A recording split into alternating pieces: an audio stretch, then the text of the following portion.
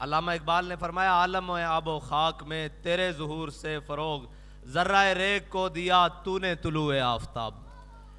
حضور سید عالم صلی اللہ علیہ وسلم کی محبت کی میں نے چند باتیں کرنی ہیں، کیونکہ علماء کرام بیٹھے ہیں، بڑی بڑی علمی شخصیات موجود ہیں، ان کے سامنے میری لب کشائی ایسے ہی ہے جیسے طالب علم کی حیثیت ہے، لیکن میں اوروں کا ہے پیام اور میرا پیام اور ہے، عشق درد مند کا طرز کلام اور ہے۔ علامہ اقبال فرماتے ہیں کہ حضور سید عالم صلی اللہ علیہ وسلم کی آمد سے پہلے مت کو یہ سمجھے کہ ہم نے چھوٹی بچیاں تھیں ان کو روک دیا۔ مولوی تنگ نظر ہوتے ہیں، مولوی ہرگز تنگ نظر نہیں ہوتے، مولوی غیرت مند ہوتے ہیں اور اپنی قوم کو غیرت مند بنانا چاہتے ہیں۔ بالکل یہ کوئی سمجھے کہ انہوں نے تنگ نظری کی ہے، چھوٹی بچیاں تھیں، بھائی چھوٹی بچیوں کا مسئلہ نہیں ہے، مسئلہ یہ ہے کہ ہم نے اس لیے رکوایا ہے کہ اقبال کہتا ہے سیرت فرزند ہاز امہات اور جوہر صدق و صفاء از امہات۔ اقبال کہتا ہے ہمیشہ یاد رکھنا ماؤں کی سیرتیں بیٹوں میں آتی ہیں، ماؤں کی سیرتوں سے بیٹے بڑے پیدا ہوتے ہیں۔ اقبال کہتا ہے تو کیا سمجھتا ہے امام علی مقام 72 لے کے کربلا میں گئے ہیں تو یہ امام علی مقام کا اپنا مقام ہے؟ وہ کہتا ہے ضرور ہے اپنا مقام، لیکن اس لیے گئے ہیں کہ وہ سیدہ کی گود میں پلے ہیں، وہ سیدہ کی گود میں تشریف لائے ہیں، اس لیے سیرت فرزند ہاز امہات، بیٹوں کی سیرتیں ماؤں کی وجہ سے ہوتی ہیں، ماؤں کی تربیت کی وجہ سے ہوتی ہیں، اور ہماری ان بچیوں نے قوم کی مائیں بننا ہے، اور ہمیں اس قوم میں ان بچیوں سے توقع ہے کہ ان کی گودوں میں کوئی صلاح الدین ایوبی کا غلام آئے گا، کوئی طارق بن زیاد کا غلام آئے گا، کوئی محمود غزنوی کا غلام آئے گا، کوئی جناب التمش کا غلام آئے گا، کوئی اورنگزیب عالمگیر کا غلام آئے گا، جو حضور سید عالم صلی اللہ علیہ وسلم کی امت کے لیے نشاط ثانیہ کا کام کرے گا۔ اور یاد رکھنا حضور سید عالم صلی اللہ علیہ وسلم کی محبت کائنات کا وہ واحد اثاثہ ہے جو انسان کو ہر دولت سے، ہر عشرت سے، ہر جاہ و جلال سے بے نیاز کر دیتا ہے۔ حضور سید عالم صلی اللہ علیہ وسلم کی محبت وہ واحد اثاثہ ہے۔ اگر اقبال کہتا ہے بمصطفیٰ برساں خیشرا کے دی ہماؤس، اقبال کہتا ہے اگر آپ حضور سید عالم صلی اللہ علیہ وسلم کی ذات گرامی تک پہنچ گئے ہو تو بمصطفیٰ برساں خیش را کے دی ہماؤس، کہتا ہے پھر تو نے دین سمجھ لیا ہے۔ گر بہو نہ رسیدی تمام بولابیس، کہتا ہے اگر تو نے حضور سید عالم صلی اللہ علیہ وسلم کی محبت کو اپنے دل میں نہیں بسایا تو تیرے اور ابو لہب میں کوئی فرق نہیں ہے، تو کون سے دین کی بات کرتا ہے؟ مختصر بات یہ کہ حضور سید عالم صلی اللہ علیہ وسلم کی ذات کو چھوڑ کر نمازیں پڑھنا اور ذات کو چھوڑ کر روزے رکھنا اور ذات کو چھوڑ کر حج کرنا اور ذات کو چھوڑ کر نیکیاں کرنا، صرف دو باتیں۔ حضور سید عالم صلی اللہ علیہ وسلم کے اوپر جب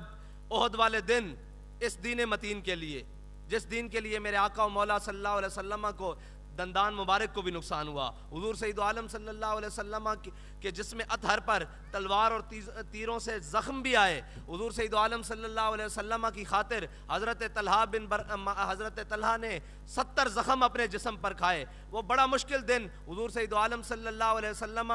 جس وقت حضور سید عالم صلی اللہ علیہ وسلم پر تلوار، تیر اور نیزوں سے حملہ کیا جا رہا تھا، عین اس وقت مسجد نبوی میں منافق نماز پڑھ رہے تھے، زور کی نماز پڑھ رہے تھے، عین اس وقت جب حضور سید عالم صلی اللہ علیہ وسلم کی ذات اقدس پر کافروں نے حملہ کیا، لیکن عین اس وقت جس وقت حملہ کیا حضرت شماس بن عثمان حضور سید عالم صلی اللہ علیہ وسلم کے گرد گھوم کر تمام تلوار، تیر، نیزے، بھالے اپنے جسم پر لے رہے تھے۔ حضرت شماس بن عثمان شہید ہو گئے۔ میرے آقا و مولا صلی اللہ علیہ وسلم نے 70 صحابہ کرام کا جنازہ ایسے سامنے رکھا۔ جب حضرت شماس بن عثمان کی باری آئی تو میرے آقا نے فرمایا میرے صحابہ شماس بن عثمان کا جنازہ نہیں پڑھا جائے گا۔ عرض کی یا رسول اللہ یہ تو مومن ہے، مسلمان ہے، اس کا جنازہ کیوں نہیں پڑھا جائے گا؟ میرے آقا و مولا صلی اللہ علیہ وسلم نے فرمایا شماس بن عثمان نے اپنی نبی کی عزت پر پہرا دے کر جنت میں وہ مقام حاصل کیا ہے کہ نماز جنازہ تو درجات کی بلندی کے لیے پڑھا جاتا ہے، جنت میں اس مقام پر شماس بن عثمان پہنچ گیا ہے کہ جنت میں اب اس سے آگے مقام ہی کوئی نہیں۔ یہ حضور کی ذات پر پہرا دینے کا ہے، اور منافق عین اس وقت میں نماز پڑھ رہے تھے حضور کو چھوڑ کر۔ پھر عبداللہ بن ابی کے لیے حضور نے اپنا کرتا بھی دیا، نماز جنازہ بھی پڑھائی، اور میرے اللہ فرماتا ہے اے میرے حبیب اگر آپ اس کے لیے 70 بار بھی بخشش مانگے نا ہم اس کو بخشیں گے نہیں، کیونکہ تو آیا نہ درتے کیوں بد نصیبہ ہزاراں رنگاں وچ رنگیندے محمد، کیونکہ اس نے آپ کو چھوڑ کر نماز پڑھی ہے، اس نے آپ کو چھوڑ کر روزے رکھے ہیں، اس نے آپ کو چھوڑ کر منبر پر کھڑے ہو کر کہا ہے کہ جناب ہم اسلام کے دائی ہیں۔ نہیں، سارا کا سارا بمصطفیٰ برساں خیشرا کہ دی ہم آؤس، جنہوں نے حضور سید عالم صلی اللہ علیہ وسلم کی ذات کو مانا، رب نے کہا کہ ان کے نماز جنازہ پڑھنے کی ضرورت ہی نہیں، ان کو وہ مقام مل گیا۔ لیکن جو حضور کو چھوڑ کر نماز پڑھتے رہے، اللہ نے کہا ان کی بخشش ہی نہیں ہے۔ بس جو حضور کی ذات تک پہنچا وہی اسلام ہے۔ اور اسلام کی ماؤں نے یہ یاد رکھنا، آج یورپ،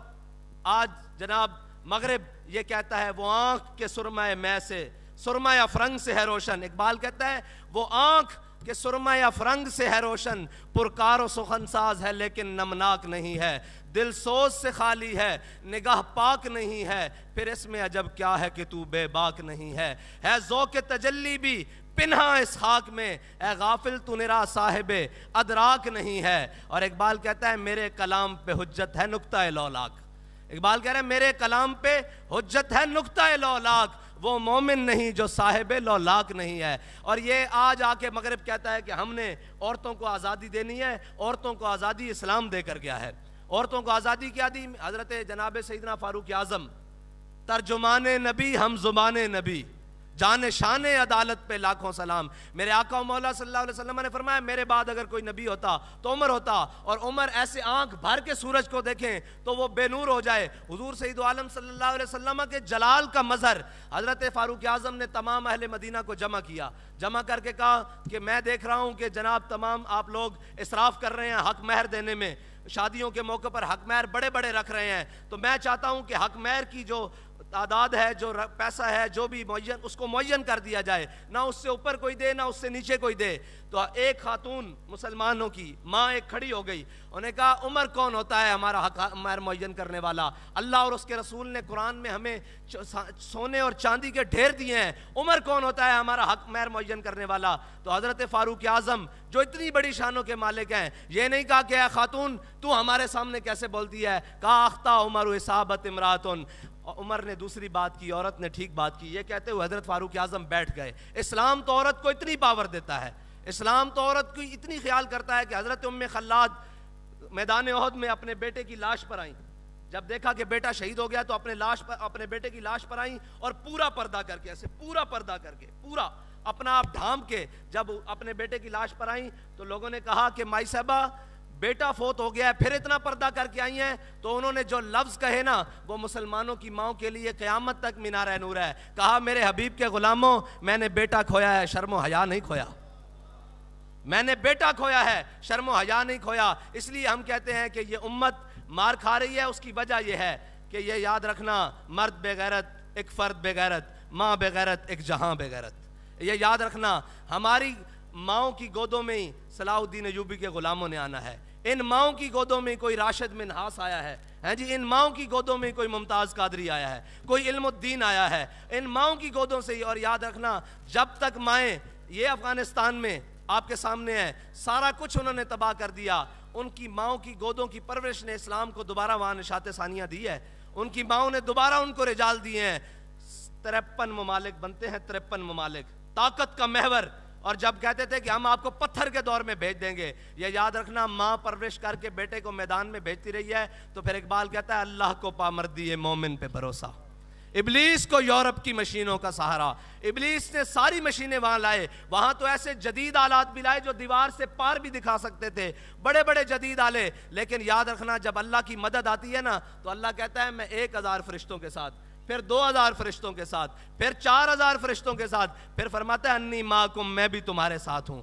تحریک لبیک پاکستان کے مرکزی قائدین کے ویڈیو بیانات اور مزید اپڈیٹ حاصل کرنے کے لیے ہمارے یوٹیوب چینل لبیک میڈیا سیل کو سبسکرائب کریں اور بیل آئیکن پر کلک کریں۔